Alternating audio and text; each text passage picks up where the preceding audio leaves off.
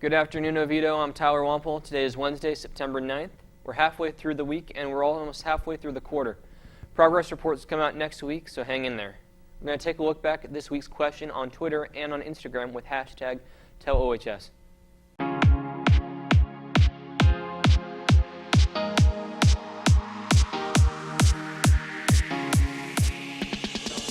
Hey Oviedo, I'm Tyler here with this week's question on Twitter and Instagram. It's an election year, and the time after Labor Day is when campaigns begin to make their big push towards Election Day. This week, we're curious. Do you plan to vote when you turn 18? How well do you feel you've been educated on the voting process? Let us know using the hashtag TellOHS. That's it for me. Now let's get back to the show. And on the subject of voting, today we want to take a look back at the news package we produced in February. A presidential election year, the state of Iowa is the first to vote in presidential primaries. However, this state of Iowa does things a little different than we do in Florida. This package you're about to see from reporter Savannah Rodriguez was named the best news package in the state of Florida last year. Every 4 years, the country gears up for the presidential primary season where political parties select their nominee for President of the United States.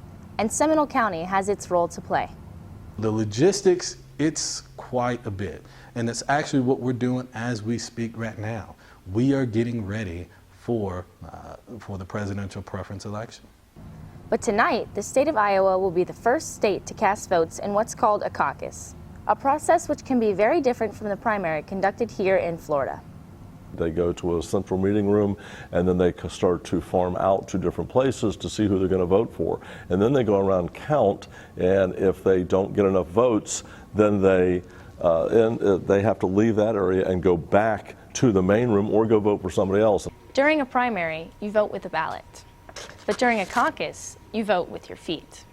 Folks are literally in the public going to stand in those areas and publicly show their support for a candidate. To demonstrate how this would look, we gathered a few classes totaling 119 students together in the gym and asked them all to vote for their preferred School Spirit Week dress-up theme. They were given a list of 12 options and could vote for one. Precinct captains representing each theme stood in different corners of the gym, attempting to get students to stand in their corner to cast a vote for the dress-up day they were representing. After one round of voting, only 3 of the 12 Spirit Week candidates had earned at least 15% of the vote, which in this case was a minimum of 18 votes. After determining which candidates were viable, we proceeded with the realignment period, where voters of non-viable candidates had the chance to then cast a vote for one of the viable options.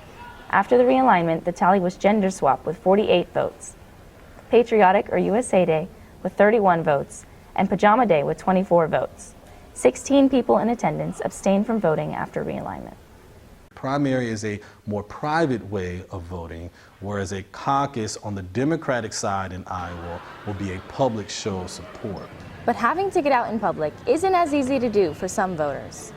Personally, I would prefer doing a primary because I have like a busy schedule now, and it would have to be like they talked about everyone at the same time, and I definitely wouldn't really have too much time to do it because I have work and school, like babysitting and whatnot. So you have to get everyone together and get everything like situated. It's just easier to go in, sort of like show your ID, show who you are, write down the ballot, and then you can go. And though it may not be the most convenient method for some, this process is how Iowa will divide up its delegates, which select the Democratic nominee for president. For WROR-TV, I'm Savannah Rodriguez. Best Buddies will be holding a second informational meeting today from 3 o'clock to 3:30 on WebEx. This fun club provides opportunities for one-on-one friendships for people with intellectual and developmental disabilities. Come join us if you have a big heart and enjoy making friends. The password and username can be found on the screen. Any questions or concern can be emailed to addieatkinsbb@gmail.com. Any returning members or anyone interested in joining the Brain Bowl team, please email Ms. Darling. We'll have a team Canvas page that we will use for information, announcements, and eventually practices. Attention anyone interested in athletic training. Please go to the athletic training room located in Building 4 on Black Days to obtain an application form. Do you still have your library books from last year? Now is the time to turn them in. There is no fine or penalty for late books. However, you will be charged the cost of the book if it is not returned soon. Any questions? See Ms. Tibbetts in the Media Center. That's all we have for you today, Oviedo.